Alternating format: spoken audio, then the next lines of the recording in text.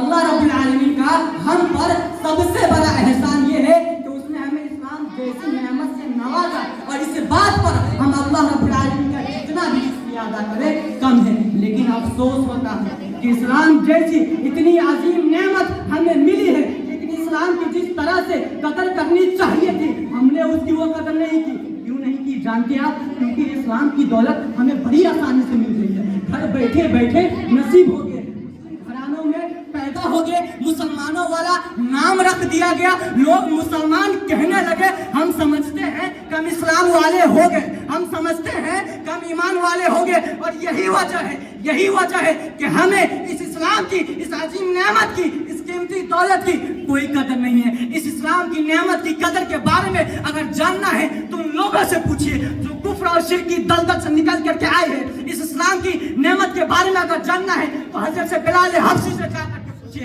اس اسلام کی نعمت کی قدر کے اگر بارے میں جاننا ہے تو حضرت سمیہ سے پوچھیے، سلمان فارسی سے پوچھیے، سہیب رومی سے پوچھیے۔ ان لوگوں نے اس اسلام کو بچانے کی خاطر، اس ایمان کو بچانے کی خاطر کلمہ لا الہ الا اللہ محمد رسول اللہ کہنے کی خاطر کیسی کیسی قربانیاں پیش کی ہے، کیسی کیسی مشقتوں اور تکلیفوں کو انہوں نے برداشت کیا ہے۔ آج ہمیں تو بڑی آسانی سے مل گئی ہے نا، اسی لیے ہمیں اس اسلام کی، اس عظیم نعمت کی کوئی قدر نہیں ہے، اس اسلام کی عظیم نعمت کی کوئی قدر نہیں ہے۔ اور یہی سب سے بڑی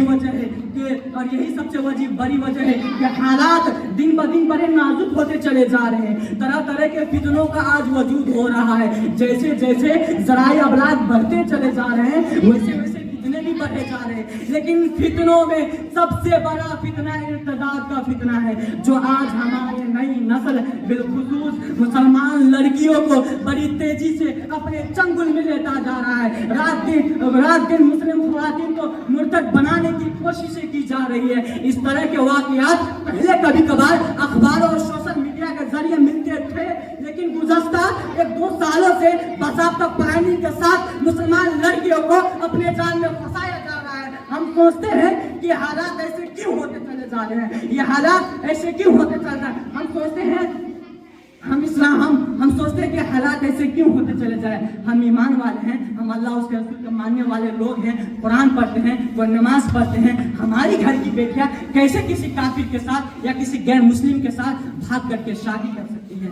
آج رونا آتا ہے، افسوس ہوتا ہے کہ کون ایسا درد مند دل ہوگا جو دل یہ سوچ کر کے تڑپتا نہ ہو کہ ہماری تربیت میں آخر کون سی کمی رہ گئی تھی کہ آج ہماری بہنیں، آج ہماری بیٹیاں اپنی ایمان سے سمجھوتا کر رہی ہے، اور ہزاروں نہیں بلکہ لاکھوں کی تعداد میں وہ غیر مسلموں سے شادیاں کر رہی ہے۔ تو اس کا مطلب یہ ہوا کہ آج ہم نے اپنی بیٹیوں کو، اپنی بہنوں کو ایمان کی قیمت نہیں بتائی۔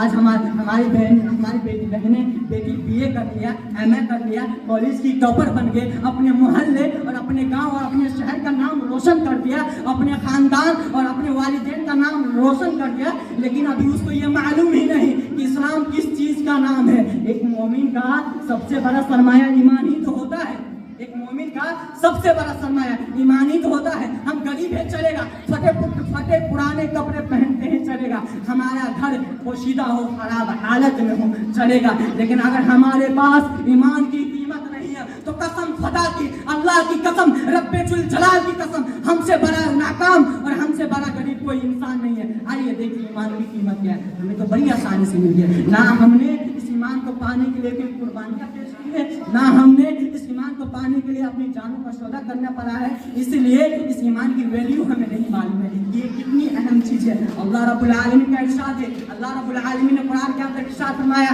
ان الذین کفروا وماتوا وهم کفار فلا يقبل منهم من احدهم ملء الارض ذهبا۔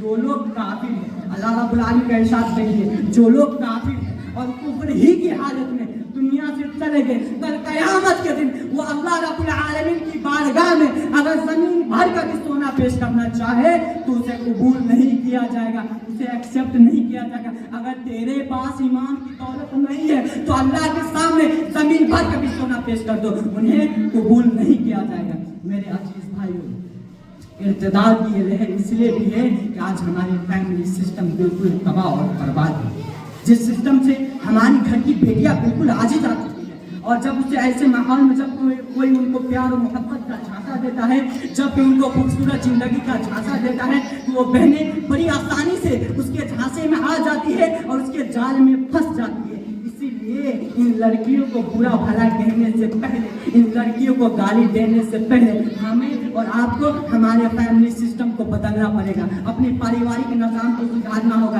हमें और आपको अपने घर के माहौल को दुरुस्त करना होगा। मेरे अजीज भाइयों, इर्तिदाद की लहर इसलिए भी है कि आज निकाह करना दुनिया का सबसे मुश्किल काम हो गया और जिना सबसे आसान हो गया। हम माशाल्लाह पर मुत्तबे सुन्नत है, क्या मजाल कि आमीन की आवाज़ ज़रा सा आहिस्ता निकल जाए, क्या मजाल कि हमारा हाथ सीने से जरा सा भी नीचे चला जाए। हम नमाज का हर एक अदा, एक एक सुन्नत पर अमल करते हैं, लेकिन जरा सा ये भी तो देखें कि हमारी निकाह कैसे हो रहे हैं, हमारी शादी ब्याह का निजाम कैसा है। दुनिया भर की रस्में हैं, दुनिया भर की रस्में मसले हैं।